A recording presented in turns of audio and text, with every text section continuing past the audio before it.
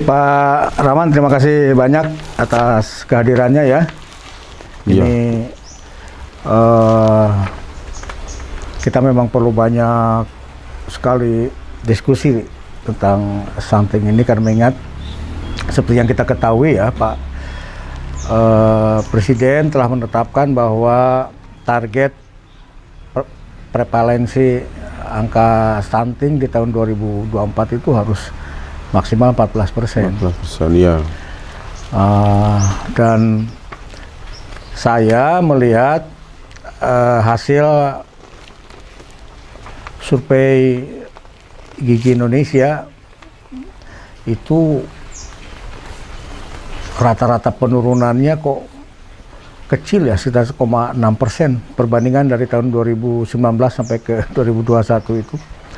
Sehingga kalau sekarang 24 mau turun ke 14 dalam waktu 3 tahun itu sepertinya mustahil ya Pak Rahman.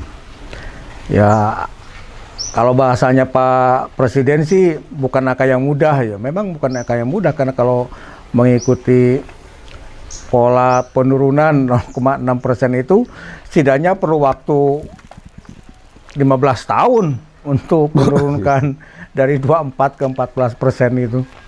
Nah, itu kalau menggunakan cara-cara yang lama ya, yang menghasilkan angka penurunan prevalensi stuntingnya 0,66% per tahun. Sehingga saya pikir ini kita harus menggali kira-kira apa gitu yang bisa mempercepat itu. Mencari gebrakan maksudnya gitu ya. Kalau bahasa saya sih revolusi nutrisi lah ya. Ya harus dirubah betul-betul. Caranya harus dirubah sehingga kita semua mampu mencapai target yang telah ditetapkan Pak Presiden ini. Nah, Pak Rahman ini kan sebagai kepala Puskesmas menangani langsung ya, iya, masalah stunting ini. Nah, kira-kira kekhawatiran bahwa target yang telah ditetapkan Bapak Presiden itu tidak akan tercapai, gimana tuh menurut Pak Rahman? Jadi kalau selama ini yang dilakukan pemerintah itu sudah berupaya untuk menurunkan angka gizi buruk, terutama stunting, dengan beberapa tindakan, dengan memberikan anggaran yang begitu banyak. Cuma selama ini yang dilakukan itu kadang tidak sampai ke tempat sasaran, misalnya termasuk yang utama adalah pada anak-anak stunting. Dan selama ini intervensinya kan cuma yang stunting itu langsung diintervensi, jadi yang ada pencegahannya belum. Nah, untuk melakukan pencegahan gizi buruk dan stunting itu harus mulai dari awal. Jadi menyiapkan generasi, terutama para perempuan itu disiapkan agar nanti siap, mulai dari remaja, kemudian ibu hamil, itu sampai dia nanti melahirkan. Dan ketika melahirkan terus terjadi stunting, juga harus ada intervensi. Nah, selama ini kenapa tidak bisa mencapai target sasaran secara maksimal? Jadi yang selama ini itu program-program itu hanya kayak tidak maksimal sampai ke sasaran. Oh, ke anak yang stuntingnya itu yang ya. Stunting maupun yang gizi buruk. Nah, jadi untuk mencapai ke sana itu butuh tenaga, butuh relawan, dan ini harus kerja keras bagi para pelaksana di lapangan. Nah, untuk mencapai ke sana itu kan misalnya kita butuh koordinator desa, itu kan bidan desa. Kemudian di situ desa biasanya menyediakan tenaga seorang kader kesehatan di desa. Nah, kalau jangkauannya jauh, dia tidak mungkin mencapai dalam waktu yang singkat karena ini butuh transport, butuh akomodasi dari teman-teman kader itu kadang, dan juga bidan desa itu tidak maksimal. Jadi ini seharusnya kayak kader itu ditambahkan dan harus ada semacam dana transportasi atau apapun, termasuk bidan desa. Jadi satu desa itu kan beberapa dukuhan, antara dukuhan itu kan jauh, bisa ada yang 1 kilo, ada yang 2 kilo. Jadi kalau bidan desa keliling muter menyampaikan ke dukuhan-dukuhan itu butuh transportasi. Terus kader desa itu juga harus bisa menyampaikan apa yang menjadi program itu ke fokus, misalnya ke anak stunting itu. Nah, selama ini distribusi PMT itu kan hanya sebatas di posyandu saja. Jadi tidak sampai langsung pada fokus anak-anak yang dinyatakan gizi buruk atau stunting. Jadi dari posyandu dibagikan, kemudian terserah orang tuanya. Lah ini yang repot. Orang tua terlalu banyak sibuk kegiatannya, terus kemudian tidak sampai ke anak. Tidak sampai ke anak. Jadi ini butuh relawan yang bisa melihat langsung atau menyampaikan langsung pada anak itu agar PMT ini bisa masuk. Harus bisa masuk. Kalau aja didistribusikan di posyandu, kita tidak tahu dimasukkan kemana. Nah, itu jadi masalah. Iya. Jadi menurut Pak Rahman, salah satu sebab kenapa selama ini angka rata-rata penurunan stunting ini kecil ini tidak sampai antara apa yang sudah disiapkan oleh pemerintah kepada sasaran. Dan salah satu sebabnya antara penyampaian ke si anak stunting ini harus dilakukan, harus benar-benar fokus. Dan untuk fokus ke situ perlu insentif tambahan, biaya tambahan, karena memang area jangkauannya yang terlalu jauh. Jadi antar dukuhan itu jauh, apalagi seperti yang puskesmas yang saya sekarang di Ndoplang itu, antar dukuhan itu lebih dari 5 kilo antar dukuhan. Nah, makanya ini perlu ada penanganan khusus, perlakuan khusus pada orang-orang atau terutama kader-kader itu. Sebenarnya pemerintah untuk akhir-akhir sudah ada program, yaitu PMT yang dilakukan dimakan bersama. Jadi semua anak-anak yang gizi kurang itu dikumpulkan, ada semacam dapur umum untuk dilakukan masak. Nah, tapi kalau jaraknya jauh, ini jelas tidak mungkin. Kalau untuk 5 disampaikan kilo, ya hasil dari masaknya itu. Jadi sebenarnya sudah dibentuk tim tukang masak yang masak untuk PMT, ibu hamil dan anak balita gizi buruk. Dan itu harus disampaikan tiap hari ya Pak Rahman ya? Harus tiap hari. Kalau hanya mengandalkan program posyandu seminggu sekali itu enggak akan memberikan hasil yang optimal ya. Iya, ini memang sudah ada seperti itu, dan harus ada pengawasan. Kalau sekedar pegang makanan terus difoto dikirimkan, itu juga kurang maksimal, harus ditunggui. Nah, untuk dukuhan-dukuhan yang jauh itu kan memang butuh ekstra tenaga untuk menunggui dan memberikan makanan ini supaya benar-benar dimakan sama anak dan ibu hamil itu. Nah, selama ini yang sudah pernah dilakukan dengan idenya Pak Rahman tadi itu apa? Samping tadi membuat dapur untuk anak stunting setiap hari, kemudian mengantarkan olahannya langsung kepada sasaran anak yang stunting. Itu selain itu apa lagi? Pak? Ya, yang pernah kami lakukan waktu di Puskesmas Ngunduran dulu itu kita coba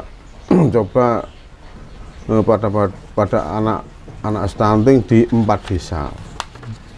Nah, itu memang komitmen kami semua waktu itu, petugas gizi, bidan, dan juga kader untuk melaksanakan uji coba itu dengan memberikan PMT secara intensif lah, tiap hari diantarkan, kemudian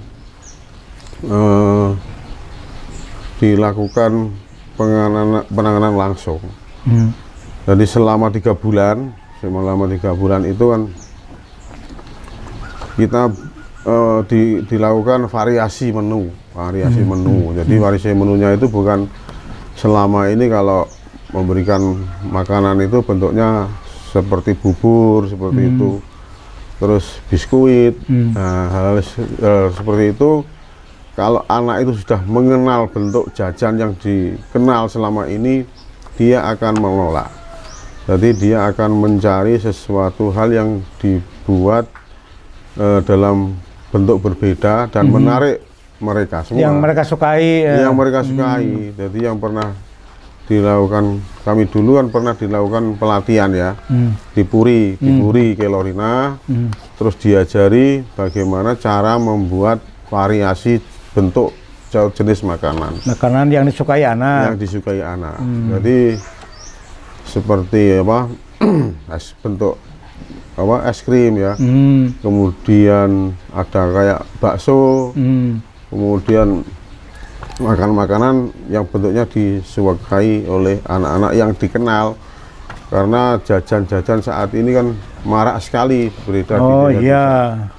Dan orang tuanya pun mengenalkan makanan yang beredar di sekelilingnya, seperti jajanan pentol seperti itu. Nah itu untuk peningkatan nutrisinya menggunakan apa? Karena dulu pernah sebelumnya itu kan ada anak yang mengalami gizi buruk sekali, dan itu dia juga punya penyakit. Dari gizi kami, Puskesmas itu punya ide luar biasa memang. Jadi saat itu dicoba menggunakan olahan kelor. Olahan kelor saat itu memang dari dana untuk PMT itu diarahkan ke sana. Ternyata dari pemberian tambahan nutrisi dari olahan kelor itu hasilnya luar biasa. Jadi anaknya itu kondisinya semakin sehat, kemudian gizinya semakin meningkat. Nah, sehingga penyakit itu pun terbantu untuk kesembuhannya. Jadi memang ini luar biasa, dan ini memang pernah disampaikan atau diadakan untuk kaitannya dengan lomba dokter. Jadi dengan istilah tebar pesona ya. Jadi ini teori baru terkait dengan penanganan gizi buruk dengan serbuk kelorina. Serbuk kelor. Tebar pesona. Ya. Jadi inovasi dari Puskesmas Ngunduran saat itu. Dan hasilnya alhamdulillah Pak Dokter ini juara 1 nasional. Alhamdulillah ya. Nah, juara 1 nasional. Kemudian yang saya sampaikan lagi terkait dengan inovasi selanjutnya, setelah menangani 1 kasus gizi buruk dengan penyakit TBC kelenjar dulu waktu itu. Kemudian kita coba 4 desa itu dengan intervensi PMT dengan tambahan serbuk kelorina. Dan alhamdulillah dalam waktu 3 bulan hasilnya luar biasa. Ya, stunting tertangani dalam waktu 3 bulan. Bisa menangani dalam waktu 3 bulan. Hasilnya dibandingkan dengan yang konvensional biasa yang selama itu dilakukan jauh berbeda. Lah mungkin dengan itu, karena Pak Presiden itu kan harapannya menangani permasalahan stunting dengan kearifan lokal. Nah ini kan termasuk kearifan kearifan lokal, lokal yang ada di wilayah Kunduran dan Kabupaten Blora. Makanan yang dibuat itu apa aja tuh Pak Rahman? Makanan yang dibuat itu macam-macam. Jadi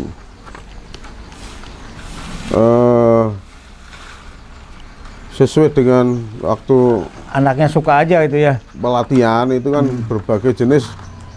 Yang dulu pernah dikumpulkan di Kelor itu kan semua ibu stunting dan anaknya kemudian diajari masak dengan tambahan serbuk kelor. Dan itu beberapa pilihan disediakan. Ternyata beberapa anak itu kan keinginannya untuk makan tidak sama bentuknya.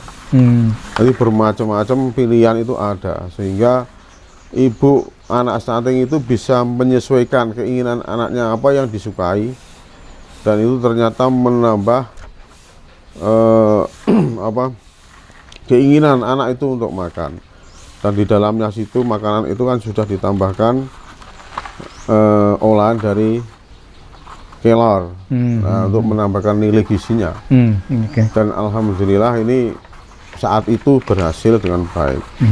Dan ini saya coba lagi untuk di Puskesmas Duplang. Saat ini saya di sana, saya coba satu desa untuk intervensi dengan olahan dari kelor. Jadi semoga bisa menurunkan segera kasus-kasus gizi buruk, terutama masalah stunting. Baik, nah itu kan cara yang baru ya yang diterapkan Pak Rahman ini, dengan intervensi dengan menggunakan serbuk daun kelor, dicampurkan ke makanan minuman yang anak-anak sukai, yang makanannya itu dibuat oleh kader yang oleh bidan, dan dipastikan sampai dan dikonsumsi oleh anaknya. Anak itu ya. Nah, tanggapan orang di lapangan gimana? Ini kan ada kelornya nih, misalnya, itu gimana nih? Ada penolakan dari mereka atau bagaimana nih? Selama ini ketika saya sampaikan ke masyarakat itu kayaknya tidak ada yang menolak, karena beberapa kali sudah dilakukan sosialisasi dan sudah dilakukan, diberikan pada anak-anak itu terkait dengan untuk orang Jawa terutama. Itu ada mitos kalau kelor itu kan bisa berpengaruh pada keilmuan orang-orang Jawa itu. Ternyata selama ini tidak ada yang menolak untuk intervensi dengan kelor. Isu mistisnya ndak muncul, dan orang-orang tua pun ndak masalah. Nah sekarang kira-kira keberhasilan yang sudah dilakukan ini, Pak Rahman yakin akan mencapai target 14% di tahun 2024? Kalau dengan cara yang pernah saya lakukan, dan kalau semua itu melakukan seperti itu, insya Allah bisa tercapai. Dengan catatan harus lebih intensif lagi dan harus ada kerjasama lintas sektor. Jadi berbagai elemen masyarakat, pemerintah itu harus semua mendukung. Kalau yang selama ini hanya didistribusikan posyandu terus selesai, itu tidak mungkin bisa tercapai. Jadi memang harus gotong royong ya. Ada perlakuan khusus semua elemen yang ada. Ya gotong royong itu yang menjadi tujuan utama, harus saling membantu, saling mengingatkan. Jadi kayak di elemen kecamatan, Pak Camat, terus kemudian dari Polsek, dari Koramil, kemudian dari KUA juga terkait dengan persiapan pengantin. Itu kan ada namanya pembekalan pengantin, pembekalan calon pengantin itu ada. Nah itu juga nanti juga disampaikan terkait dengan persiapan fisik maupun mental ketika dia mau menjalani proses menjadi pernikahan. Maksudnya agar kalau dia nanti hamil dan melahirkan, tidak melahirkan anak stunting. Ya seperti itu. Ya, jadi intervensinya macam-macam. Cuma yang selama ini berhasil meningkatkan dalam waktu yang cepat itu tambahan dari serbuk kelor, daun kelor. Itu sudah dibuktikan. Ada saran Pak Rahman ke teman-teman sesama kepala puskesmas atau sesama sejawat yang menangani stunting ini? Jadi saran saya, memang waktu saya di Puskesmas Gunturan itu kan banyak yang datang ke Puskesmas menanyakan inovasi yang dilakukan Puskesmas Gunturan, dan kami sampaikan bahwa apa yang kami lakukan itu karena melihat penanganan stunting yang selama ini secara konvensional biasa-biasa itu memang kurang sampai, sehingga saya punya dan teman-teman punya inovasi seperti itu, dan itu membuat hasil yang bagus. Harapan saya nanti teman-teman bisa meniru agar program pemerintah ini segera berhasil, penanganan stunting ini bisa dilaksanakan dengan baik, dan generasi ke depan itu menjadi generasi yang tidak stunting, mestinya membanggakan untuk kita semua. Dan kemarin teman saya yang ambil S3 di Undip itu rumah datang juga melakukan penelitian terkait dengan stunting. Jadi dia ngambilnya itu tentang pengaruh kelorina terhadap ASI, terhadap ASI. Jadi ya mungkin saja saya tidak tahu hasilnya. Minum dulu, Pak. Ya.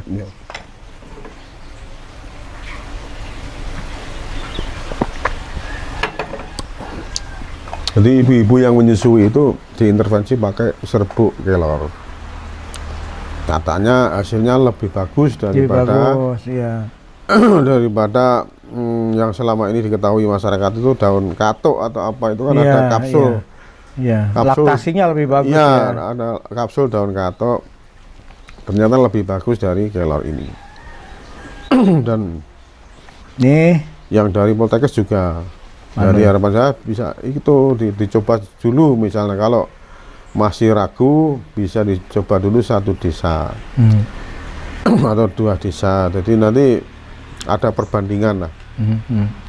Bagaimana kalau secara konvensional dan dilakukan secara intensif dengan tambahan dari olahan kelor, daun kelor.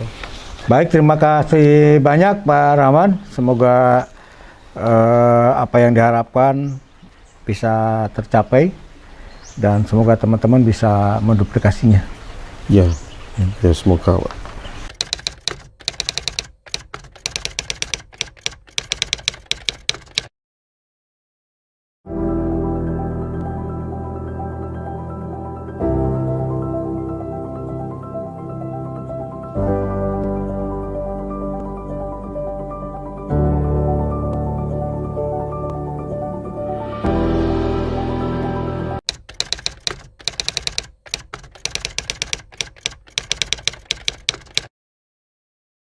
Mayoritas penduduk Indonesia adalah generasi muda yang baru berkeluarga maupun yang akan berkeluarga. Jadi banyak keluarga-keluarga muda adalah mayoritas keluarga Indonesia sekarang ini dan ke depan. 2025, 2030, 2035 akan muncul bonus demografi, puncaknya bonus demografi, dan itulah nanti yang mendominasi adalah keluarga-keluarga muda, keluarga-keluarga yang produktif. Yang ini kita semuanya harus tahu dan harus menyiapkan betul. Sehingga pada saat Indonesia emas itu yang muncul adalah keluarga-keluarga yang sehat, keluarga-keluarga yang produktif, keluarga-keluarga yang betul-betul memiliki kualitas.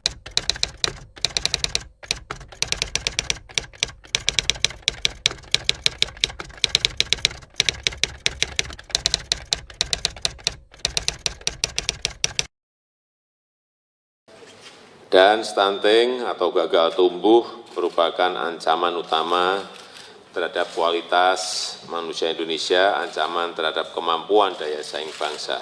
Anak stunted tidak hanya secara fisik tumbuh terlalu pendek atau kerdil untuk usianya, tapi juga mengganggu perkembangan otaknya. Dan selanjutnya akan mempengaruhi daya serap dan prestasi di sekolah, dan mempengaruhi produktivitas, kemudian mempengaruhi kreativitas di usia-usia yang produktif. Saya juga ingin menekankan bahwa upaya penurunan angka stunting adalah kerja bersama yang harus melibatkan semua elemen masyarakat, terutama ibu-ibu PKK, dan juga perlu mengaktifkan kembali secara maksimal fungsi-fungsi posyandu di kampung-kampung, di desa-desa, dan saya minta untuk dibuat rencana aksi yang lebih terpadu, lebih terintegrasi, yang mempunyai dampak yang konkret di lapangan, mulai dari intervensi pada pola makan, pada pola asuh, dan juga yang berkaitan dengan sanitasi.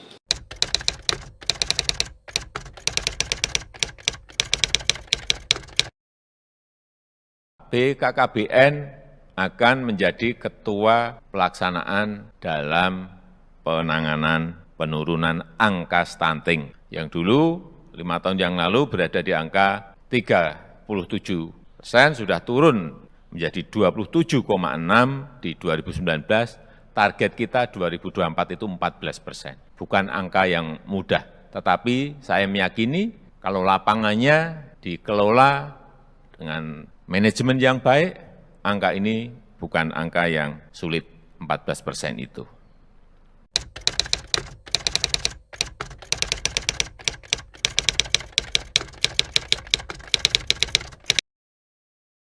Karena memang yang dibutuhkan sekarang ini adalah yang ada di lapangan, yang operasional, yang langsung bisa menyentuh masyarakat.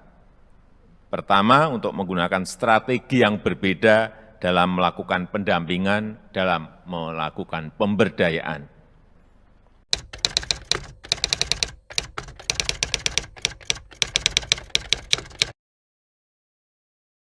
Terkait dengan target penurunan angka stunting pada 2004, kalau caranya yang selama ini dilakukan itu memang jauh untuk mencapai target sasaran.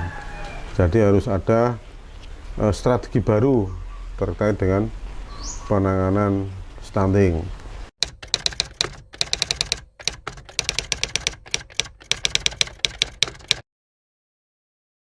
Ya tadi karena penanganannya secara sejak lama seperti itu. Jadi bahan PMT itu didistribusikan ke pos-pos posyandu atau ke posyandu, kemudian dari posyandu dibagikan ke ibu-ibu yang anaknya mengalami gizi buruk atau stunting.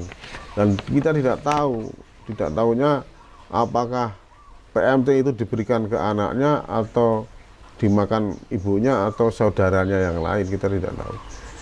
Jadi perlu pengawasan yang lebih.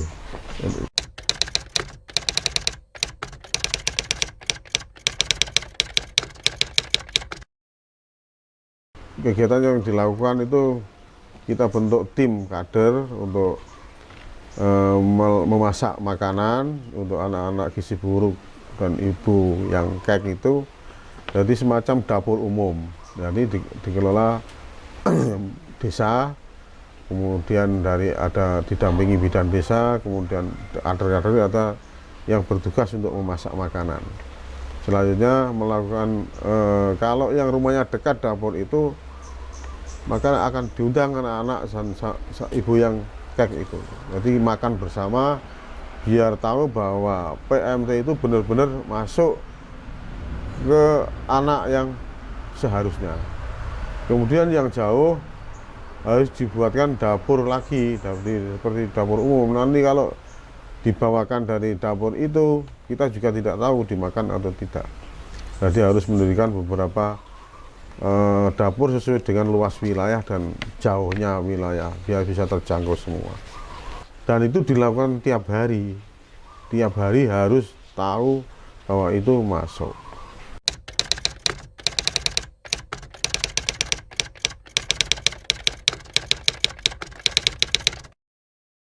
Dan untuk yang pernah kami lakukan hal seperti itu dulu waktu di Kunduran, itu memang kalau benar-benar intens dan memberikan PMT itu kenaikannya luar biasa. Jadi antara 5 sampai 9 cm dalam waktu 3 bulan.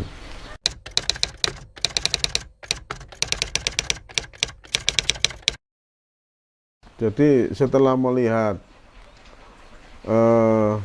kenyataan bahwa dengan intervensi dengan pupuk kelor itu ada peningkatan yang luar biasa daripada sebelumnya, sehingga harapan kami selanjutnya untuk penanganan gizi buruk dan stunting kita menggunakan olahan dari kelor. Dan tapi kebijakan dari pemerintah daerah itu kan tidak menunjuk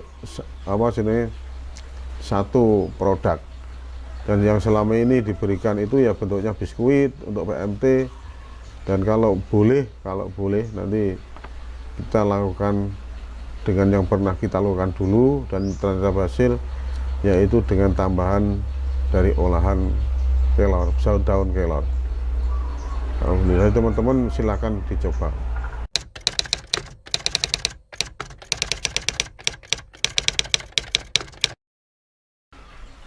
Kami mendapatkan tepung kelor itu kan dari Puri. Tetapi masyarakat atau teman-teman tidak usah, kalau misalnya bisa mengadakan sendiri, bisa mengolah sendiri. Saya waktu itu kan butuh cepat, jadi saya langsung ke Puri Kelorina untuk minta bantuan olahan kelor. Kalau sebenarnya kelor itu mudah ditanam dan tidak membutuhkan perawatan yang khusus. Jadi seperti pagar di depan rumah atau di belakang rumah bisa ditanami kelor, dan itu bisa dimanfaatkan daunnya. Jadi daunnya itu bisa dimasak langsung menjadi sayur bening, atau bisa dikeringkan sendiri untuk dibuat teh. Nah, jadi tidak harus kita harus beli sana, enggak. Jadi kita menunjukkan bahannya saja. Untuk cara mendapatkannya monggo terserah. Jadi bisa menanam sendiri, kemudian memproses sendiri untuk menjadi teh, kemudian bisa dikonsumsi sendiri.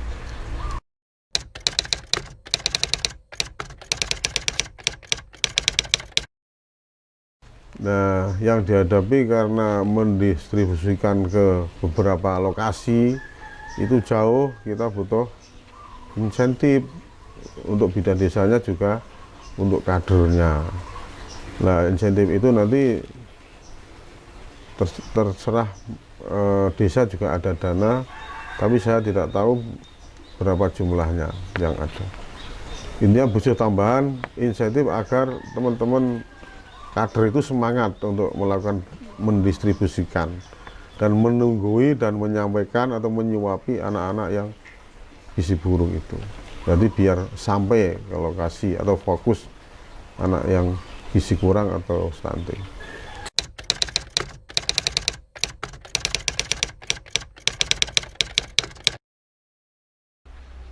Saya yakin kalau target 2024 itu akan tercapai, tapi dengan langkah-langkah minimal seperti yang pernah kami lakukan, yaitu secara intensif bahan-bahan PMT itu harus sampai pada anak-anak atau anak-anak yang gizi buruk ataupun stunting, harus sampai bagaimanapun caranya.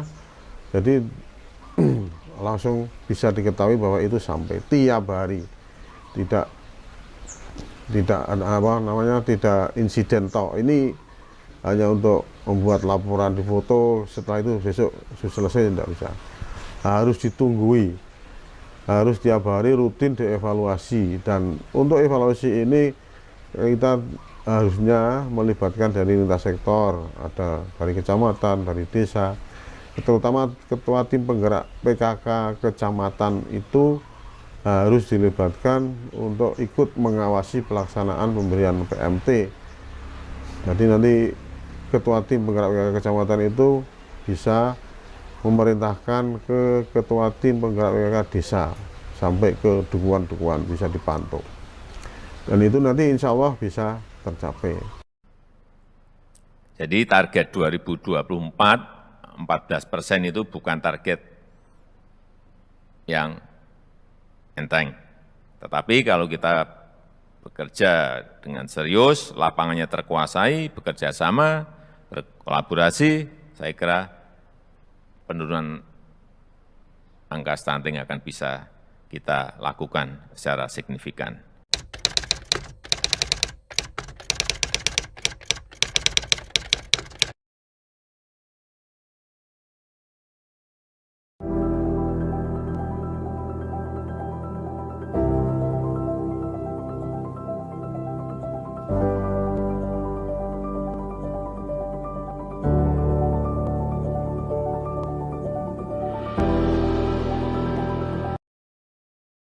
Mas Edi, Mbak, apa kabar? Alhamdulillah. Selamat datang ya, udah lama sekali ya, saya sudah berapa lama itu, ndak ketemu teman-teman ya di luar terus ini. Iya. Ini kemarin ada beberapa teman yang ingin tahu tentang kegiatan teman-teman Keloris yang sudah jalan lah gitu ya. Dan saya tahu nih Mas Edi sama Mbak Anbar kan betul-betul sudah jadi, sudah melibatkan banyak sekali orang ya untuk itu. Dan produknya sudah kemana-mana banget itu, sampai ke luar negeri juga. Alhamdulillah. Terakhir ke Ghana itu ada dipoto sama orang Ghana itu. Nah, teman-teman, Mas Edi dan Mbak Ambar ini dulu orang yang sama sekali belas gak ngerti itu kelor. Padahal di desanya banyak sekali kelor. Betul. Nah, kita akan dengarkan cerita beliau berdua ini, bagaimana kok dari tidak tahu kelor kemudian sekarang menjadi salah satu pengusaha yang mensuplai bahan baku berbahan kelor. Ya. Itu Mas Edi, Mbak Ambar. Jadi gimana ceritanya nih? Awal-awal gimana? Awal-awal kok terjun ke kelor itu Nggak nyangka, gimana? Pak. Nggak nyangka. Gimana ceritanya? Nggak nyangka. Tahu-tahu di Kelor kan main di tempatnya waktu itu tempat Pak Marsudi. Waktu itu masih main bisnis apa itu asuransi. Oh, dulunya agen asuransi itu. Ya, ya.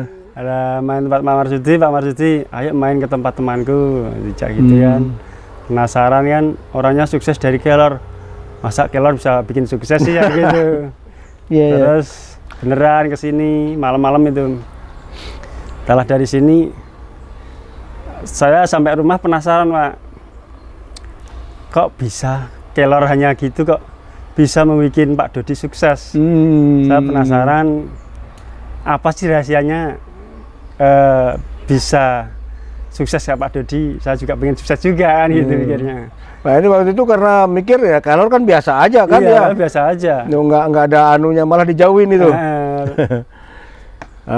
Minum dulu.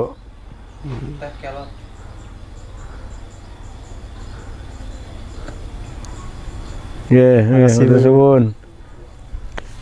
Ya. Itu terus waktu itu pas keuangan lagi minus, Pak. Lagi minus, ada pelatihan, saya didaftar ke Pak Marsudi. Sekalian 2 orang, suami istri enak. Tapi alhamdulillah di dompet itu uangnya pas-pasan. Pas-pasan. Berdua. Iya. Saya dulu lah, nanti kalau emang istri gantian gitu. Setelah itu ikut latihan di sini. Saya masih ingat waktu itu pelatihan sama anaknya Pak Bambang ya Pak, yang punya kebun kelor itu. Oh iya, Mas Bram ya.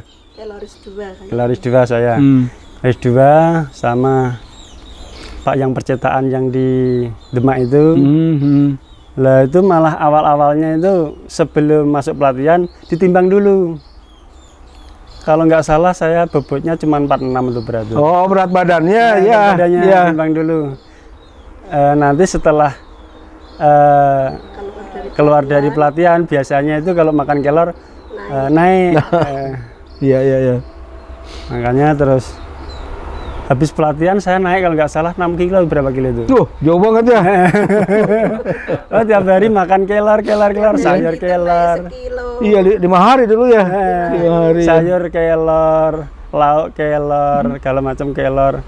Alhamdulillah setelah pulang pelatihan si istri, "Loh, kamu kok gemuk, Mas?" Biasanya nggak pernah berat badan itu up dari 50 itu bisa naik di atas 50 ya. Karena karena dulu juga sakit katanya ya. Dulu belum sakit. Oh, belum sakit ya. Pantesan Pak Dodin jelaskan bahwa kelor itu bisa mensukseskan stunting. Wong saya baru 5 hari aja naik segitu. Beratnya apalagi kalau ini digalakkan di semua masyarakat dan anak kecil dirutinitaskan. Kemungkinan stunting di Indonesia bisa sukses. Oke. Nah, dulu setelah tertarik kelor bisa menghasilkan materi gitu. Terus saya dikasih tantangan Pak Dudi waktu itu. Tolong untuk keloris yang angkatan 2 ini usahakan bisa membuat produk yang bisa diaplikasikan dengan kelor gitu. Saya sampai rumah mikir produk apa yang bisa diaplikasikan dengan kelor ya. Lah di rumah istri pas pada waktu itu kegiatannya bikin serbuk jahe. Nah, iya benar pas banget itu. Si istri sampai rumah saya ajak itu ayo ke tempat Pak Dodi, ini sampel kita bawa ke sana. Sampai 3 bulan nggak mau. Nggak mau, akhirnya ya jajal lah Mas, dicoba dulu aja.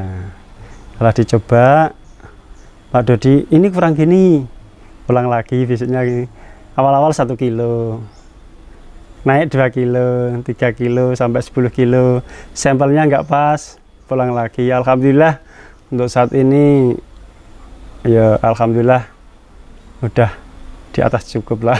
Nah, udah 1 tonan ya. Alhamdulillah berkat itu juga kami bisa menunaikan umroh. Alhamdulillah. Bersama orang tua, alhamdulillah. Sama istri. Iya. Kemarin Juni. Iya. Mei Juni.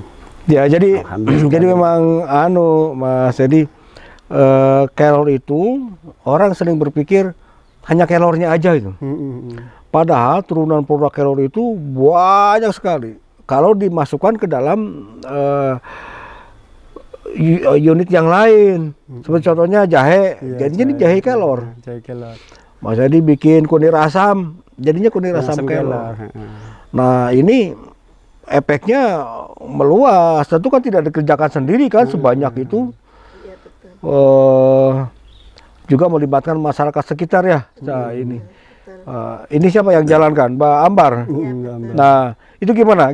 Masyarakat sana pertama dilibatkan gimana? Dikasih tahu ini kelor? Iya, alhamdulillah orang sana pada seneng banget. Biasanya kan dulu awalnya emang waktu sedikit yang bikin saya, kakak, cuma melibatkan keluarga. Karena emang sekarang butuhnya per bulannya udah bertonton, jadinya itu melibatkan tetangga sekitar. Alhamdulillah ada 22 orang yang ikut. 22 orang ya ikut itu. Jadi kan itu di satu tempat apa di tempatnya masing-masing? Di 3 tempat. Jadi kakak dimanfaatkan kan semua. Produknya yang ahli jahe secang sendiri, nanti yang jahe pandan sendiri, terus sama jahe serai sendiri. Jadinya kan ada di 3 tempat. Awal kan yang buat saya sama kakak 2, terus akhirnya saya menarik tetangga-tetangga sebelah, yang kakak juga gitu, tetangga sebelahnya juga ikut. Alhamdulillah pada seneng banget, daripada biasanya hanya ngerumpi aja nggak dapat uang. Akhirnya dengan adanya kegiatan ini alhamdulillah cukup untuk biaya sehari-hari. Oh gitu. Kalau diperkirakan, Mbak Amar, sebulan itu mereka dapat berapa itu per orang itu? per orang karo rut. Pokoknya setiap harinya itu minimal 50.000 lah. Satu orangnya. Jadi kalau sebulan itu sekitar 1,5 juta ya. Betul. Dan itu tidak full ya. Kan udah alhamdulillah ibaratnya. Dan itu juga tidak full ya, tidak full dari pagi sampai sore ya. Ya enggak cuman berangkat jam 6 mungkin jam 2 udah pulang. Setengah Jadi hari masih lah ya bisa itu ya. Iya. mengerjakan di rumah atau mungkin berangkatnya agak siang, yang pagi ngerjakan rumah nanti di situ. Oh, Yang jelas dengan adanya Kelar kita bisa bermanfaat untuk masyarakat. Orang ini. iya, memberikan. Nah, itu memang itu tadi Mas. Jadi apa? Calories way kan 2 itu ya, meningkatkan derajat kesehatan dan meningkatkan derajat kesejahteraan. Nah, seringkali teman-teman itu hanya terfokus pada kalornya aja. Nah, sebetulnya kalau di tempatnya ada apa, baru ditambah kalor jadi naik ininya. Diaplikasikan. Iya, itu terbukti ya dengan Mas Edi dan Mbak Ambar ini mampu menarik setidaknya 22 orang. Dan masing-masing dari mereka berpendapatan sekitar lah kurang lebih 1,5 juta sebulan seperti itu. Kemarin sempat mencoba Pak diaplikasikan dengan mie ayam. Jadi mie ayam Kelar. Cuman kita tenaganya akhirnya nggak nyampe, akhirnya dilepas. Nggak ada yang megang. Iya, sekarang ada bikin mie. Kemarin saya latihan itu bikin mie kering itu. Ternyata mudah juga tuh. Nek mikirin mungkin agak itu ya Pak. Enggak. Maksudnya kan nek mie basah harus kita buat mendadak bener. gitu. Mie kering bisa tuh, mie kering bisa. Nanti kalau Kapan-kapan deh boleh. Iya, iya. Siap. Nah, setelah waktu pertama mereka diajak dan dikasih tahu Kelar, penangkapan masyarakat gimana itu? Ya awal-awal ya sulit Pak. Wah Kelar iki wong dadi wong mati masuk tinggo opo kabeh gak pernah iki gandangan anyar apa naik ya diki ya. Itu Pak. Nggak percaya Nggak mereka percaya. ya. Enak-enak ya diki nek jasa Jawa kan gitu. Iya ya. Tapi ke sininya setelah dibuktikan, Dan merasakan hasilnya juga masyarakat juga iya. ternyata bisa. Enggak ada liburnya, bikin terus. Iya, jelas nggak ada liburnya karena permintaannya kan sangat tinggi. Alhamdulillah. Tapi ibu-ibu itu diajarin sehingga kualitasnya sama ya, Mas Edi ya. Sesuai SOP. SOP-nya. Karena yang penting itu sih ya. Iya, betul. Kalau SOP-nya nggak sama, asal tidak mempertimbangkan kualitas nomor 1 ya. Kan yang ramu 1 orang Pak, yang tempat 1 orang kakak itu yang Ahlinya jahe secang itu formulanya ini udah apa. Nanti yang ngerjain orang-orang. Yang satunya juga gitu. Formulanya ini dia yang bagian memulai sesuatu yang diawasi ya. Dipantau terus. Ya memang harusnya seperti itu ya. Iya. Nah, setelah kelihatan mendapatkan hasil seperti itu, sekarang saya mau tanya dari pemerintahan, apa ada bantuan atau bimbingan? Alhamdulillah ada juga Pak, kemarin dapat bantuan pengering dari pemerintah, pengering sama alat untuk pemeras jahe, untuk proses jahe itu ada. Berarti kan pemerintah juga memperhatikan kami juga. Ya karena kalau manual kan dulu manual ya, manual. Sekarang diberi alat oleh pemerintah. Tapi alat itu juga karena kita memanfaatkan masyarakat sekitar. Kalau Pak Dudinya minta banyak baru pakai alat itu, kalau enggak ya. Oh iya. Biar mereka juga ikut merasakan hasil gitu. Betul. Harus diperbanyak mungkin nanti ya kalau anu. Nah, selain bantuan alat, pernah ada bantuan modal? Belum pernah. Kalau bimbingan teknis, kalau teknis sama alat kemarin udah ya. Baik. Nah, kira-kira ada nggak harapan lain dari Mas Edi, Mbak Ambar tentang kedepannya seperti apa itu? Ya harapan kami Kelar kalau bisa memasyarakat Pak.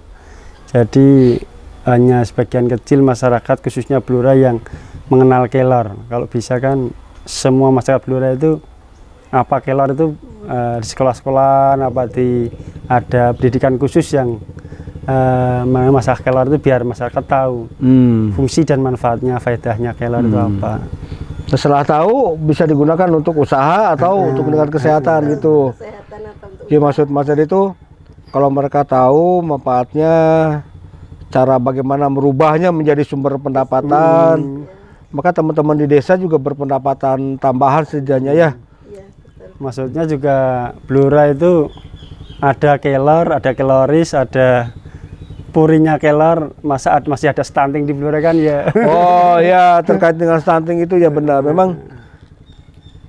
Nah, itu kalau yang stunting di desa itu mereka tahu nggak kalau kelor itu bisa digunakan untuk stunting? Ya sebagian masyarakat ada yang tahu, kebanyakan belum tahu sih Pak. Belum tahu ya. Kebanyakan belum tahu. Tapi yang sudah menggunakan ada? Ya sudah sih, Ada ya? untuk kesehatan biasanya. Yang untuk stunting jarang. Kebanyakan untuk kesehatan, wah tak pakai gini dingkelku agak linu. Tangi turuk penak. Gula itu Pak. Malah obat ya sama diabetes itu ya. Diabetes itu yang kadang minta ini apa? Biji daun. Dan Terus ini sekarang jadi spesialis BAB sulit.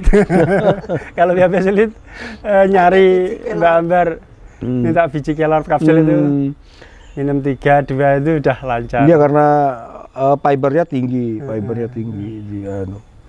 Nah terus ini ada nggak cerita-cerita awal perubahan yang sangat mendadak gitu?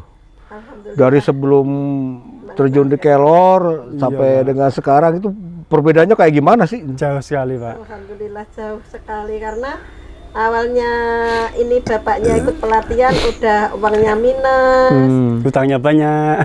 Hutangnya banyak, masalah. Ibaratnya sampai pengen pelatihan berdua aja nggak bisa. Akhirnya bapaknya berangkat, di rumah itu saya berdoa, ya Allah semoga ini jalan rezeki saya. Bapaknya pelatihan di sana, semoga ini menjadi jalan rezeki. Alhamdulillah, mungkin doa dikabulkan sama Allah. Alhamdulillah. Jadi waktu itu belum terbayang umroh atau apa belum terbayang sama sekali Pak. Dia kebayang utang aja. Iya utang aja, pokoknya ke utang. Alhamdulillah kan. Diijabah sama Allah. Terus itu kalau emang nggak rezeki kan bapaknya suruh bikin jahit itu kan saya emang masih kolot waktu itu. Mosok iya kan gitu, masih belum percaya juga. Terus itu kan jarak rumah kan jauh, jadinya kayaknya itu mau ke sini karena mungkin itu tadi ya. Terus akhirnya selama 3 bulan kok dicoba 1 kilo ke sini, perjuangannya juga Iya, lumayan jauh ya nembus hutan ya. nembus hutan, jalannya jelek, kadang hujan juga kehujanan. Alhamdulillah 1 kilo tadi kok belum cocok, bikin lagi, diantar 1 kilo 20. Memang perjuangan itu butuh bener-bener harus semangat dan telaten. Seandainya dulu 1 kilo kita udah nggak mencoba ya tentu nggak akan berhasil, ibaratnya kan gitu. Itu luar biasanya Mbak Ambar sama Mbak Sedi itu, nggak berhenti, nggak nyerah. Iya betul, alhamdulillah. Nah sampai sekarang yang kerasa, alhamdulillah kita juga yang merasakan.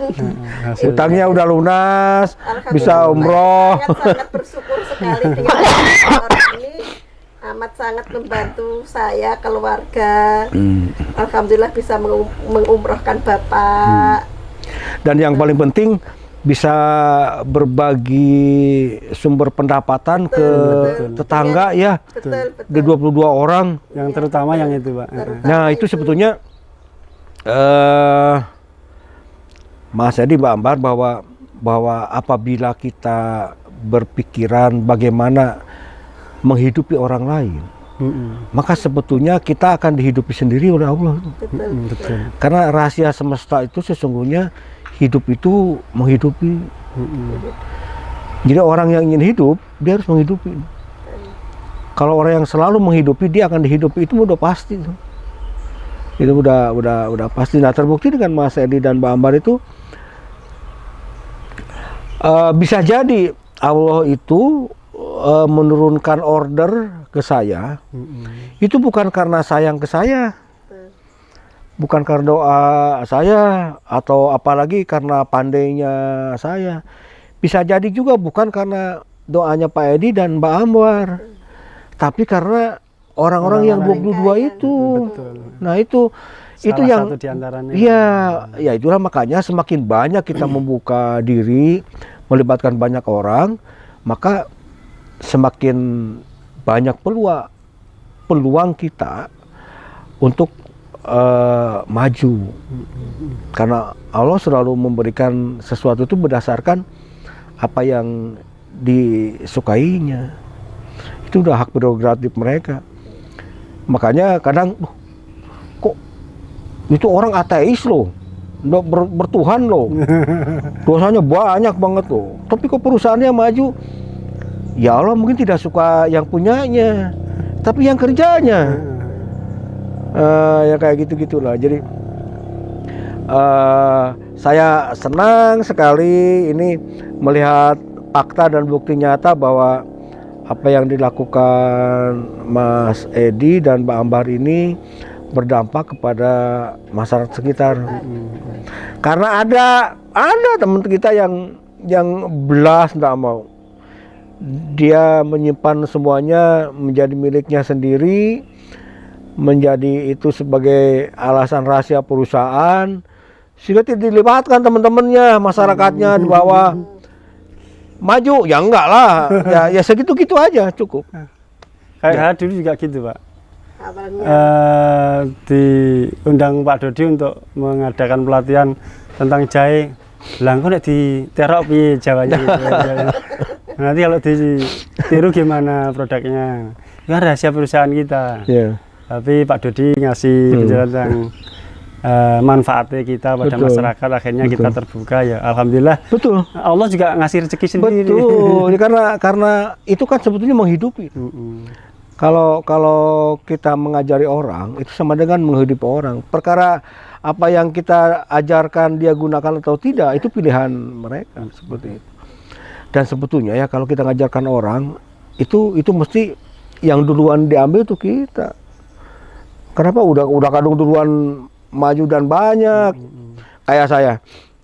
Ada misalnya dari daerahnya Mas Edi, Mbak Ambar datang, Pak saya bisa bikin. Saya kan mikir 2 kali juga. Dan itu nggak mungkin juga kan. Gimana ceritanya bisa berubah formulanya.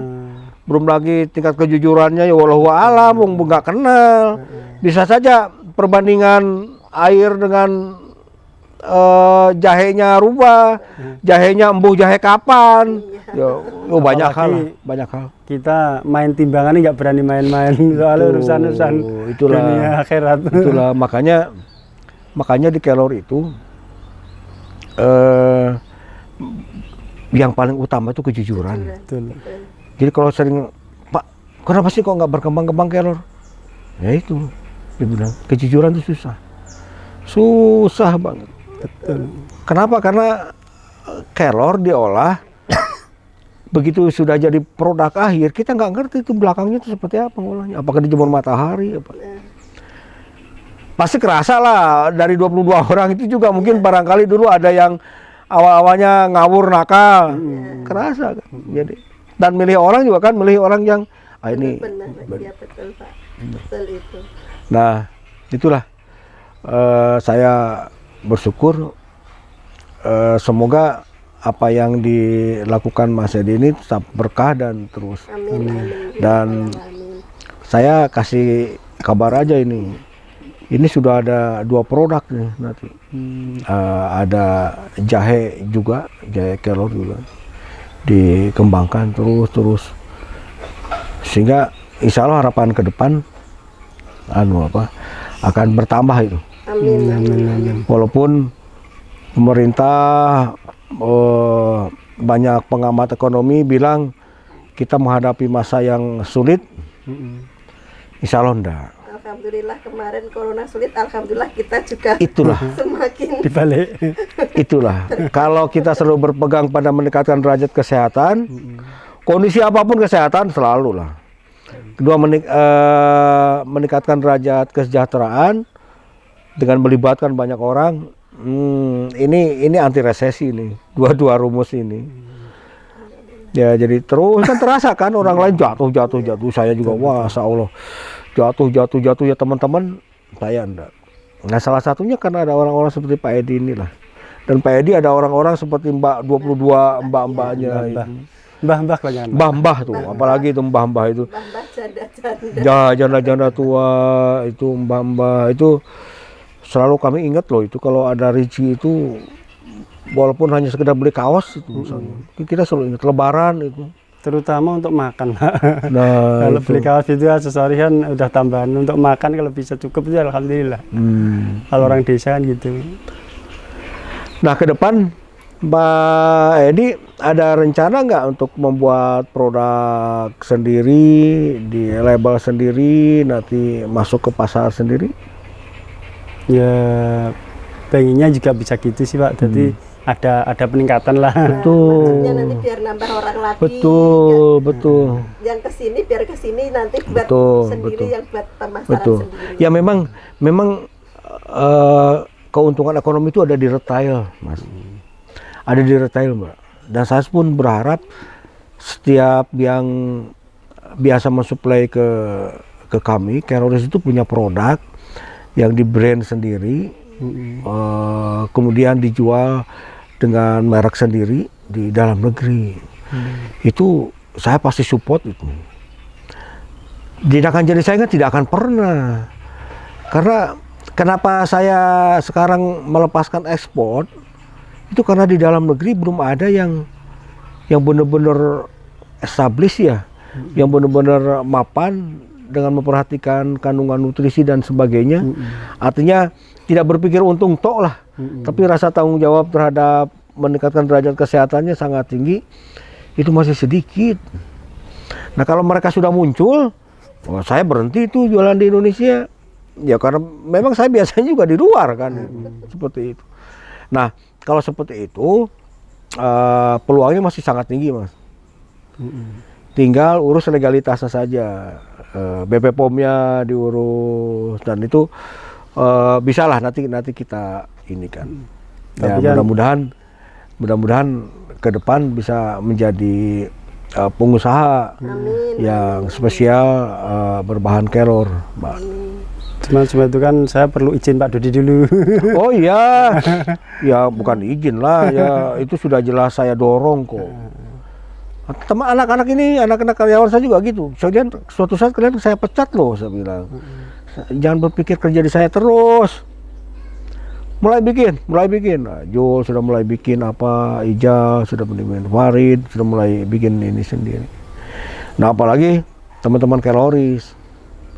Mbak Winnie kemarin sudah bikin kapsul minyak biji kelor.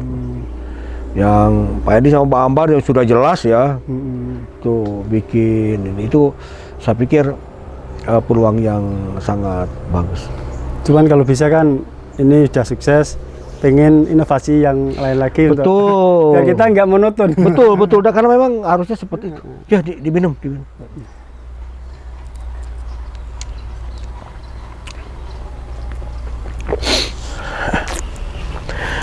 Baik Mas Edi, Mbak Ambar, terima kasih banyak ya atas obrolannya. Nanti semoga ini menjadi motivasi bagi teman-teman Keroris yang lain yang belum menemukan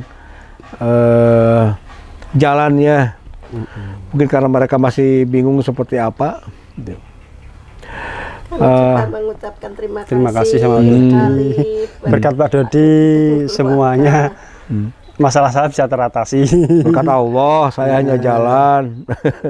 Ya, tapi perantaranya Pak Dodi. Ya, itu semua berkat mbah-mbahnya juga semua ya. Betul, ya. Kita saling doakan sajalah, Mbak ya. Baik teman-teman, itu obrolan pagi yang kebetulan Mas Edi dan Mbak Ambar ini datang ke Puri, dan banyak hal ya yang dapat diambil, terutama bagaimana Mbak Ambar ini sama Mas Edi ini istiqomah. Datang 1 kilo ditolak, datang lagi, sampai akhirnya memenuhi kualitas. Jangan pernah datang satu kali dikembalikan terus Kapok. mutung tuh apa ya, kapok, marah, puri, itu tidak mau datang lagi. Ya jelas tidak akan seperti beliau berdua ini. Kedua, beliau melibatkan mbah-mbah, janda-janda tua di sekitarnya. Berbagi, tidak hanya dikerjakan sendiri. Memang benar ada resiko, mbah-mbah yang diajarin, orang yang diajarin dia akan membuka sendiri. Tapi faktanya tidak seperti itu. Justru ketika kita mencoba membantu kehidupan orang lain, menghidupi orang lain, maka hidup dan kehidupan kita sendiri akan Allah perhatikan. Termasuk segala kebutuhan, segala rintangan tantangannya, dan peluangnya semakin diperbesar. Itu yang dilakukan oleh Mas Edi dan Pak Ambar selama ini. Alhamdulillah, terima kasih banyak. Salam sehat dan sejahtera. Saya Dudi, Keloris Indonesia. Salam. Bingung nih usaha apa ya yang bisa menghasilkan uang tanpa modal dan bisa dikerjakan secara fleksibel? Hai semuanya, Assalamualaikum warahmatullahi wabarakatuh. Di video ini aku mau kasih tahu ke kalian nih yang ingin memulai bisnis sebagai reseller online dari pengalaman aku pribadi menjual produk-produk di kelorina.id. Nah, langkah pertama teman-teman reseller bisa masuk atau ketik website ini ya, kelorina.id. Nah, diklik aja. Nah, terus di sini teman-teman bisa lihat ya peluang reseller olahan kelor tuh kayak apa. Nah, di sini ada keuntungannya nih. Jadi kalau biasanya ya kalau mau jadi reseller itu harus beli produknya dulu senilai 2,5 juta. Nah, kalau sekarang itu nggak perlu, jadi cukup daftar aja itu udah bisa langsung jadi reseller tanpa harus mengeluarkan modal ya. Itu penting banget. Nah, karena kita ya tahu kan ya kondisi sekarang ini kan lagi susah gitu ya, makanya tanpa perlu modal udah bisa jadi reseller ya. Nah, di sini teman-teman juga bisa dapat tips langkah-langkah sukses menjadi reseller yang bisa teman-teman terapkan nantinya biar jualannya lebih semangat ya nantinya. Nah, di sini produknya tuh bermanfaat, produknya terbaik sama menyehatkan masyarakat. Nah, itu penting ya. Di sini kita juga bisa lihat keunggulan produk dari kelorina.id nih. Produknya berkualitas, harganya terjangkau, terus variannya banyak dan ada kandungan 18 asam amino, terus ada juga 10 sertifikasi produk dan pabrik ya. Nah, ini beberapa media online maupun offline yang udah pernah memperkenalkan produk dari Kelorina ya. Di sini beberapa udah yang kita tahu juga ya, di sini ada juga. Terus di sini nah ini nih langkah sukses menjadi reseller yang tadi saya udah sampaikan sebelumnya ya. Nah, sebelum kita jual produk, kita juga harus tahu dong produk apa sih yang kita jual nanti. Nah, buat tahu produknya apa aja, teman-teman bisa lihat ya, di scroll terus sampai bawah, terus ini ada lihat produk ya, diklik aja. Nah, di sini teman-teman bisa lihat produk apa aja yang kelorina.id punya untuk nantinya bisa teman-teman jual. Bervariatif dan pastinya bermanfaat nih produknya ya. Yakin banget banyak peminatnya deh ya. Jadi nggak usah khawatir nih teman-teman. Yuk langsung aja daftar jadi reseller kelorina.id. Nah, caranya kita back dulu ya. Nah, kita ke atas. Nah, di sini udah langsung nih menjadi reseller Kelorina. Daftar sekarang. Kita langsung klik aja ya di sini. Oke. Nah, di sini tuh teman-teman tinggal ke bawah nih, ambil peluang reseller ini sekarang juga. Jadi cukup isi formulir pendaftaran aja dan langsung bisa dapat harga reseller ya saat melakukan order dropship di kelor.store. Tanpa perlu modal, tanpa perlu biaya pendaftaran udah bisa masuk. Nah, kita bikin username dulu ya. Contohnya kayak gini. Emailnya pastiin email yang aktif ya, teman-teman.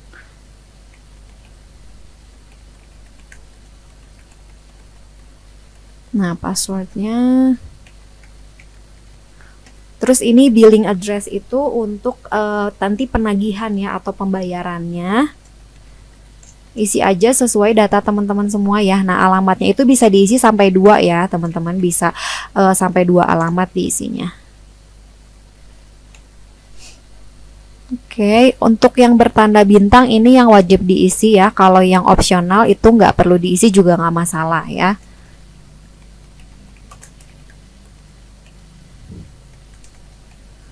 Oke, negaranya Indonesia, provinsinya Jawa Barat. Nah, ini nomor ponsel atau WA juga penting ya, karena nanti kan buat konfirmasi pendaftaran atau konfirmasi pembayaran atau info-info lainnya gitu.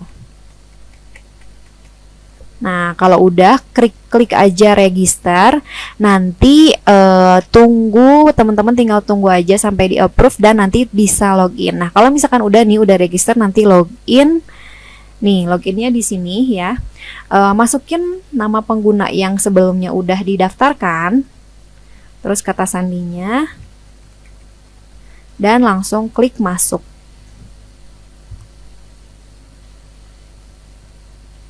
Nah, setelah berhasil daftar dan masuk, nanti ya kita tunggu sampai. Nah, ini udah berhasil ya, udah berhasil login. Dan teman-teman bisa lihat di sini ya, kalau teman-teman mau belanja langsung gitu ya, teman-teman tinggal klik aja belanja online di sini di atas ya. Dan bakalan muncul produk-produk Kelorina.id yang tadi udah kita lihat sebelumnya, tapi di sini ada dua harga ya, teman-teman. Jadi bisa dilihat kalau di sini ada harga ecer ya, HET ini harga ecer yang nantinya harga jual teman-teman ya, harga terendah dan harga tertinggi yang teman-teman reseller jual nanti. Terus ada juga harga reseller. Nah, kalau harga reseller itu harga yang teman-teman reseller bayarkan atau setorkan ke kelorina.id ya. Kayak gini. Jadi memang di sini ada perbedaan ya. Kalau harga reseller itu kan lebih murah dan harga jualnya itu lebih mahal sedikit ya. Jadi ada keuntungan nih teman-teman. Nah, misalkan teman-teman mau beli yang ini ya. Nih, misalkan mau beli yang ini, bisa dilihat di sini di halaman produknya juga ada penjelasan tentang produknya apa. Jadi kalau teman-teman mau ngejelasin ke pembeli juga enak ya. Dan di sini ada deskripsinya, segala macam informasi tambahan bisa dijelaskan juga. Nah, misalkan mau beli yang ini ada dua ukurannya. Misalkan mau beli yang 250 gram, tinggal klik aja tambahkan keranjang ya.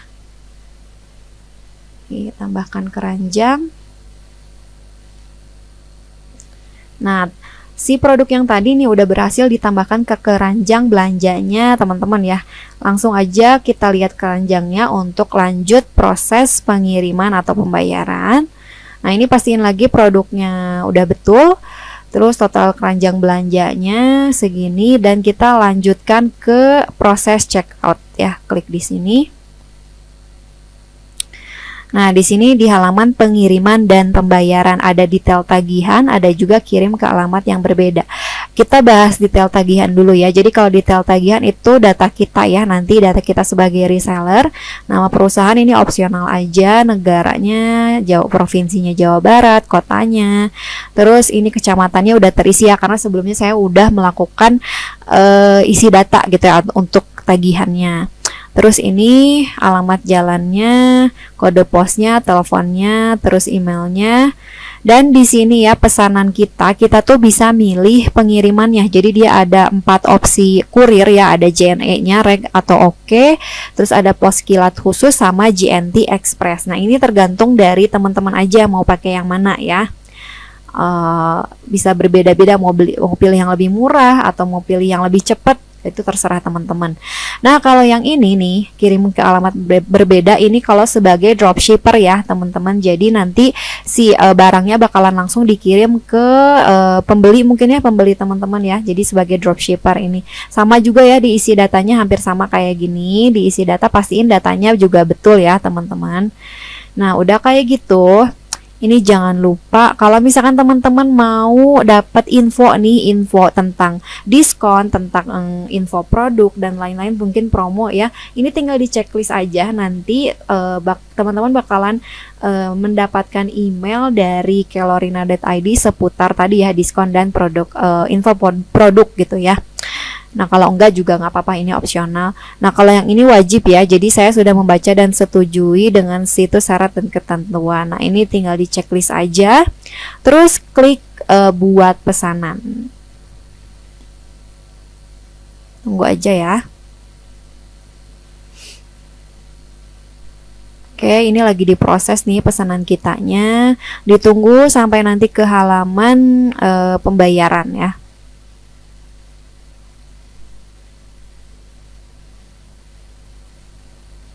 Oke, agak lumayan lama ya teman-teman. Ditunggu dulu aja.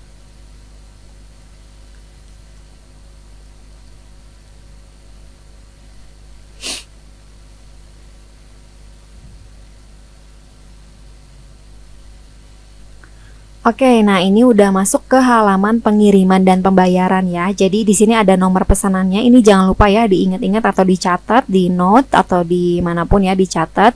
Terus di sini karena kita pembayarannya pakai transfer bank langsung, ini ada dua metode ya atau dua bank yang teman-teman tinggal pilih aja mau transfernya ke bank BCA atau bank BRI ya, itu bebas aja. Nah ini rincian pesanannya kita ya. Total yang harus dibayarkannya segini nih teman-teman. Gitu. Terus pastiin alamatnya sudah benar ya. Ini alamat penagihannya, alamat pengirimannya. Mungkin kalau nanti sebagai dropshipper bakalan beda ya antara penagihan sama pengirimannya gitu. Nah, ini jangan lupa langsung lakukan pembayaran ya, teman-teman ya.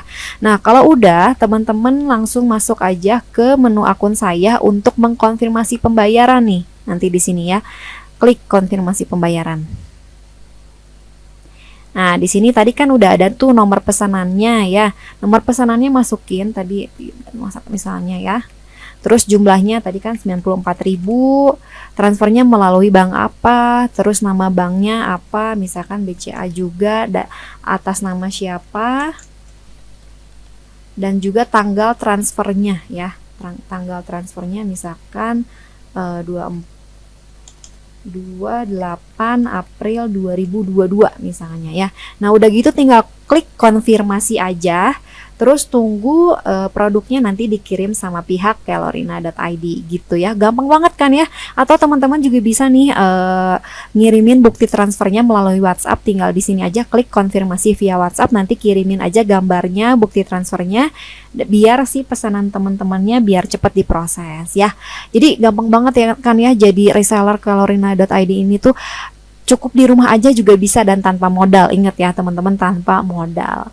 Oke teman-teman, itu dia caranya menjadi reseller online di kelorina.id. Mudah kan ya? Bisa dikerjakan di rumah dan gak perlu toko fisik. Salam sukses. Wassalamualaikum warahmatullahi wabarakatuh.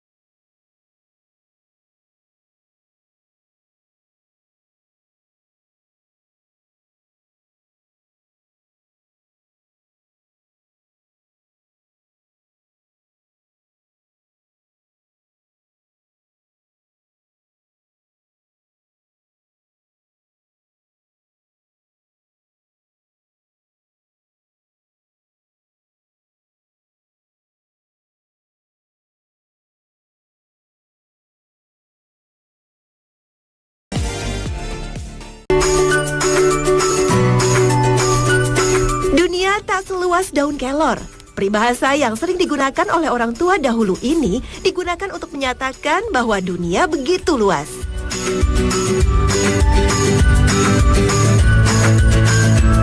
Nah, buat yang belum tahu bentuknya kelor, saya bawain deh.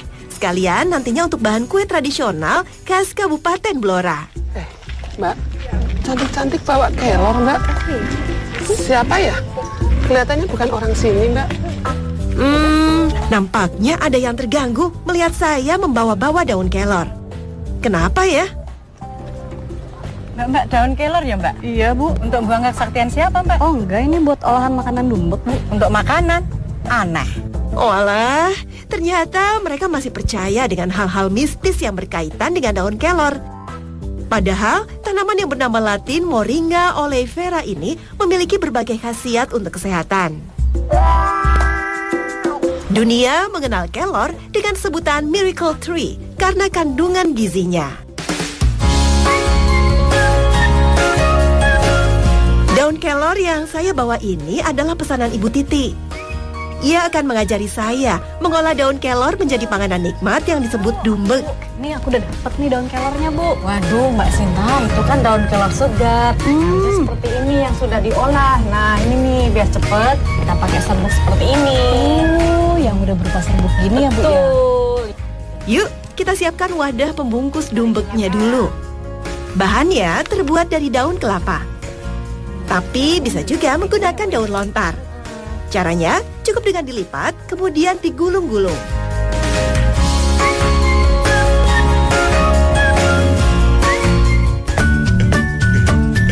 Membuat adonan dumbek diawali dengan memasak santan kelapa yang ditambah gula pasir dan garam secukupnya. Aduk-aduk, lalu masak sampai mendidih. Selagi menunggu santan mendidih, siapkan bahan-bahan lainnya, berupa tepung beras yang dicampur tepung tapioka. Nah, Bu, kenapa tepung beras ini harus dicampur dengan tapioka, Bu? Biar nanti adonannya kenyal, Mbak Sinta. Nah, ini diaduk terus. Kita tambahkan ini nih, 100 gram. 100 gram? Iya, serbuk kelor. Oh iya, selain membuat rasa dumbek menjadi lebih khas, serbuk kelor juga menjadi bahan pewarna alami. Pastinya lebih aman untuk dikonsumsi. Tuh, santannya sudah mendidih. Selanjutnya, kita tuang ke dalam campuran tepung dan serbuk kelor. Aduk-aduk dengan cepat agar adonan tidak menggumpal. Ini udah selesai nih, Bu. Jangan lupa ya, masukkan dulu wadah pembungkus ke dalam panci pengukus. Harus terisi penuh ya, agar saling menyangga dan tidak tumpah. Yuk, masukkan adonan dumbeknya.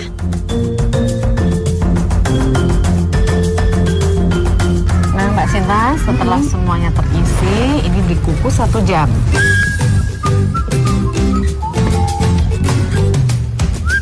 Asik, dumbek kelornya sudah matang. Waktunya icip-icip deh. Gini nih Mbak Sinta cara makannya.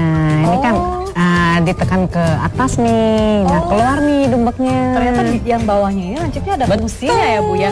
Oh, untuk menekan supaya dumbeknya tuh bisa keluar seperti ini. Wah, unik sekali ya, Bu. Betul. Rasanya itu manis, teksturnya lembut, dan nggak kerasa nih bau lamunya. Enak nih, Pak.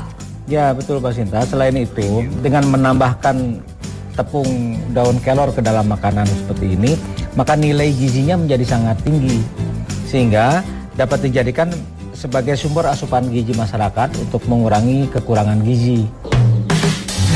Protein serbuk kelor 9 kali lipat dari protein yogurt. Kandungan kalsiumnya 17 kali dari kalsium susu.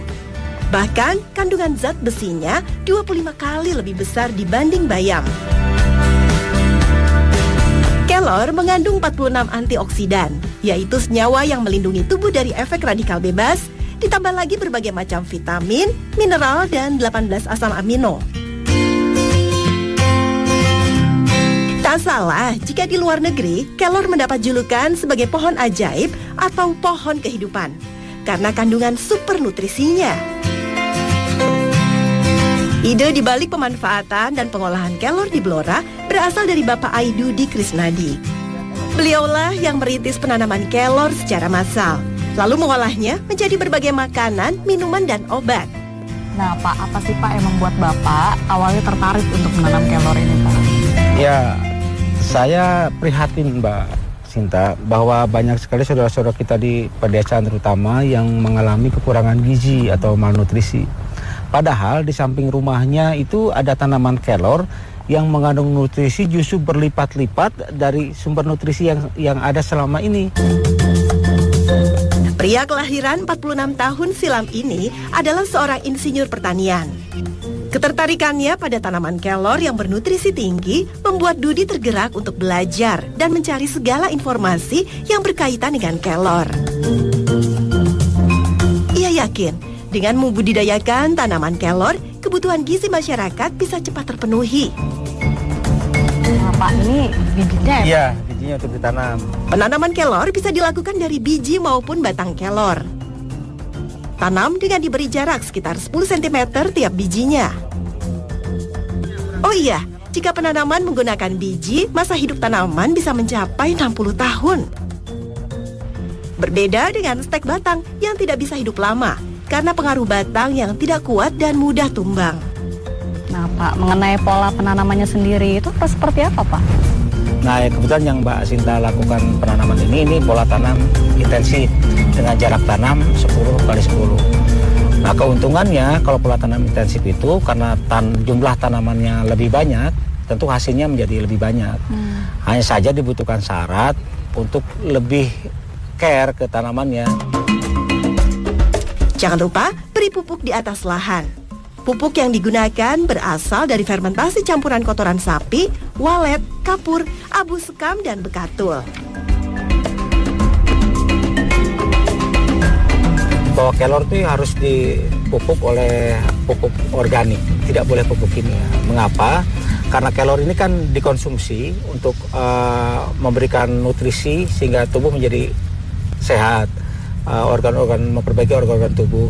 Kalau digunakan pupuk kimia, maka zat kimianya itu akan terserap oleh daun dan ketika dikonsumsi akan meracuni tubuh sendiri. Ternyata mudah kan menanam kelor? Tapi ingat, jangan sampai lupa ya melakukan penyiraman. Mengenai sistem pengairannya Pak, itu pengairan itu sebaiknya seperti apa ya Pak ya? 1 hari 1 kali itu sudah sangat cukup. Khususnya pada sore hari agar tidak terjadi penguapan pada malam harinya. Yang paling penting dia jangan kerendam karena kelor tahan kekeringan tapi dia tidak bisa kerendam. Kelebihan lain dari tanaman kelor adalah sistem perakarannya yang tunggang, kuat, dan rapat. Cocok digunakan sebagai tanaman penahan longsor dan konservasi tanah. Nah Pak, rintangan seperti apa sih Pak yang Bapak alami selama mengajak masyarakat menanam kelor ini sendiri Pak? Kelor di Jawa ini dianggap sebagai tanaman mistis. Jadi untuk memandikan mayat, bisa meluluhkan ilmu, melunturkan susuk, dan hal-hal yang mistis, sifat mistis lainnya. Sehingga terjadi benturan budaya ketika diajak untuk menanam kelor, mereka berpikiran bertentangan dengan keyakinannya selama ini. Kondisi ini tak membuat Dudi patah arang. Untuk mendapatkan kelor, ia mencarinya berkeliling Blora. Sayangnya, tidak mudah menemukan kelor yang biasanya dijadikan tanaman pagar ini. Siapa yang mati, Pak? Botan ana sing mati niki kanggo damel teh kelor. Pepek lah, Pak. Sak wit-wite lah oleh wong iku tukulan dhewe ning tanah kene kok. Nggih, matur suwun nggih, Mas. Nggih. Tanaman kelor sudah jarang ditemui. Kalaupun ada, tumbuh liar tanpa ada yang peduli. Lek kersa nyoba nandur kelor. Lah. Yuk, Mbah, dang mergawe ndungokno wong edan nandur kelor. Ayo. Nonton mergawe. Kurangnya respon masyarakat Blora terhadap sosialisasi penanaman kelor yang Dudi lakukan akhirnya membuat Dudi mencari alternatif lokasi lain yang lebih prospektif. Bekerja sama dengan Korem 161 Wirasakti, Dudi bergerak mengenalkan manfaat kelor di Nusa Tenggara Timur pada 2014 lalu. Kerjasama pemanfaatan dan pengembangan tanaman kelor pun berjalan baik di beberapa daerah. Masyarakat Nusa Tenggara Timur sebenarnya sudah lama mengenal tanaman kelor dan sering mengkonsumsinya dengan dijadikan sayur. Sayangnya, tanaman kelor hanya tumbuh liar tanpa perawatan. Untuk itulah, Dudi tergerak memberikan penyuluhan tentang manfaat kelor sebagai solusi mengatasi gizi buruk di NTT. Hasilnya sungguh luar biasa. Saat ini saja ada sekitar 200 hektar kebun tanaman kelor milik masyarakat di NTT.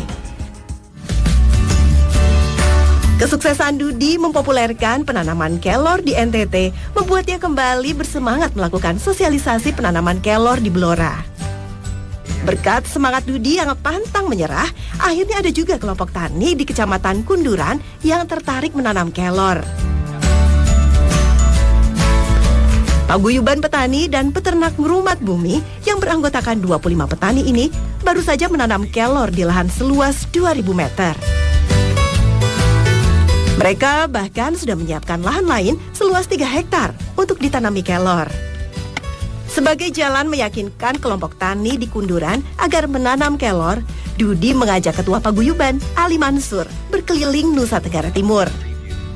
Melihat antusiasme petani di sana menanam kelor dan menikmati hasil ekonomisnya, Ali pun menjadi tertarik untuk ikut membudidayakan kelor di Blora.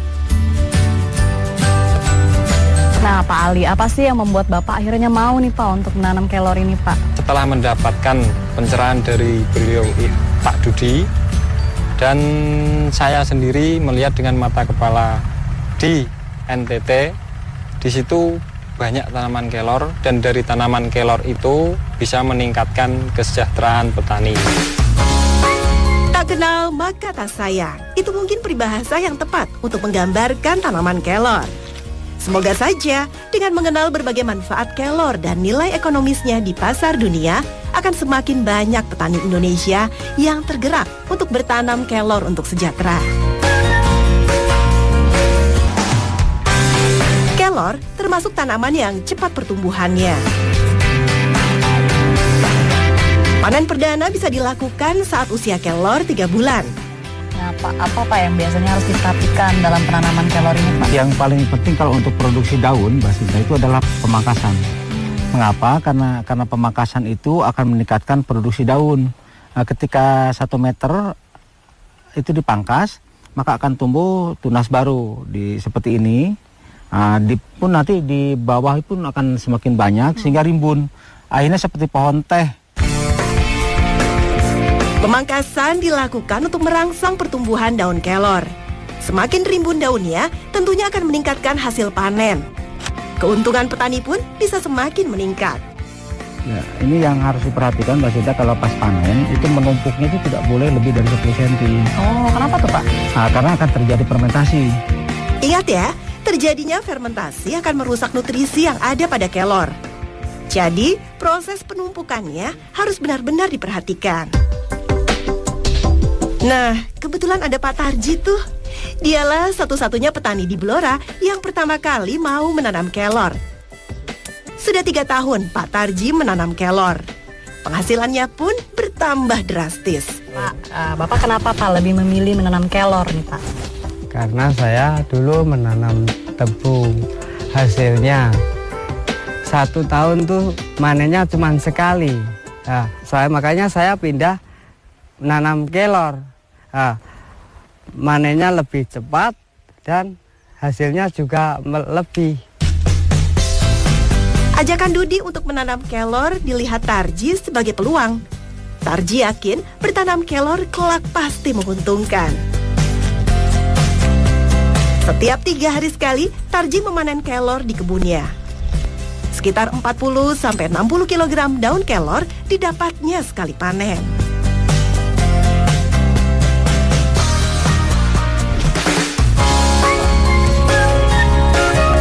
Kelor hasil panen kemudian dipisahkan dari rantingnya. Lalu dicuci menggunakan air bersih. Daun kelor yang sudah dicuci selanjutnya disetorkan kepada Dudi. Per kilogramnya dihargai Rp5.000.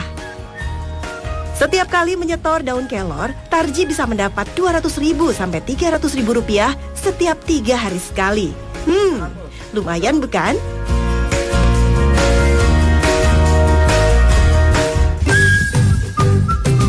Daun kelor kemudian diolah Dudi menjadi berbagai produk.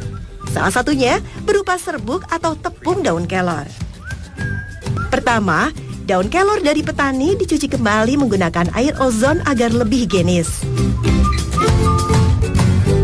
Selanjutnya, tiriskan daun di rak-rak hingga tidak ada lagi butiran air yang masih menempel. Setelah kurang lebih setengah jam, angkat daun kelor dan bawa ke tempat pengeringan.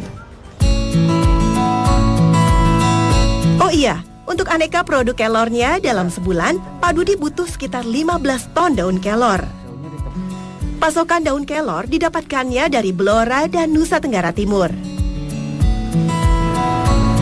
Nah Pak, kenapa sih pengeringannya Pak di dalam ruangan tertutup seperti ini Pak?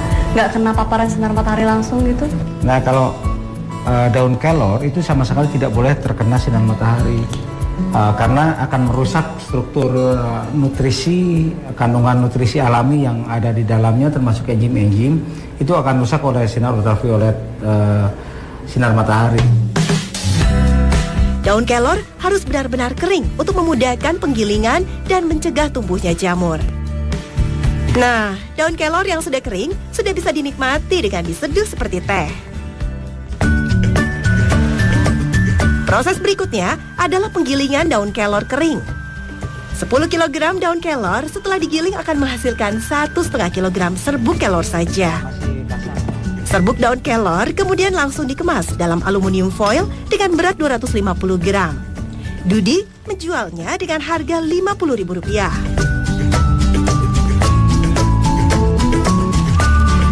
Serbuk daun kelor ini selain sebagai bahan membuat olahan makanan, juga bisa dikemas langsung berbentuk kapsul untuk suplemen dan obat. Beragam produk olahan dari daun kelor Dudi pasarkan lewat 80 gerainya di seluruh Indonesia. Permintaannya terus meningkat, bahkan ada juga dari luar negeri, seperti dari Jepang dan Korea. Ya, di dunia kelor atau moringa memang kian diminati, karena khasiatnya yang luar biasa sebagai tanaman herbal. Kelor dipercaya mampu menyembuhkan 300 jenis penyakit. Sayangkan kalau di Indonesia, tanaman kelor hanya dibiarkan saja. Semua bagian tanaman kelor memiliki manfaat. Bijinya bisa diolah untuk diambil minyaknya. Untuk mendapatkan minyak biji kelor, pertama biji dikupas secara manual untuk diambil bagian dalam biji yang disebut kernel. Kernel kemudian dijemur di ruangan tertutup dengan suhu maksimal 40 derajat Celcius. Kernel yang sudah kering kemudian diperas dengan alat khusus untuk memisahkan minyak dengan ampasnya. Minyak yang masih mengandung campuran seperti bubur ini perlu melewati tahap pengendapan selama 15 hari, sehingga diperoleh minyak murni dari biji kelor. Minyak biji kelor merupakan bahan dasar pembuatan kosmetik kelor. Ampas dari pemerasan kernel kelor juga masih bisa dimanfaatkan loh. Bubuk hasil penghalusan ampas juga digunakan sebagai bahan pembuatan kosmetik. Salah satu produk perawatan kecantikan berbahan kelor yang berhasil Dudi buat adalah seed scrub.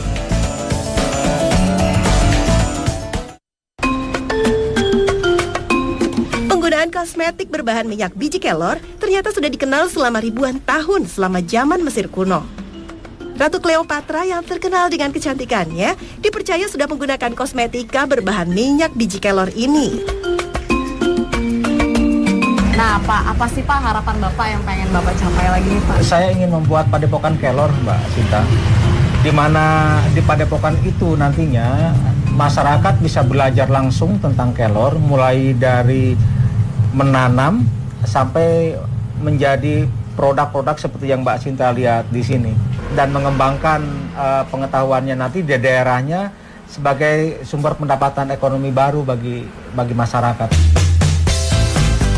Ya, semoga saja paradigma yang buruk terhadap tanaman kelor cepat menghilang. agar tak ada lagi yang memandang sebelah mata terhadap si hijau Moringa oleifera yang kaya manfaat ini.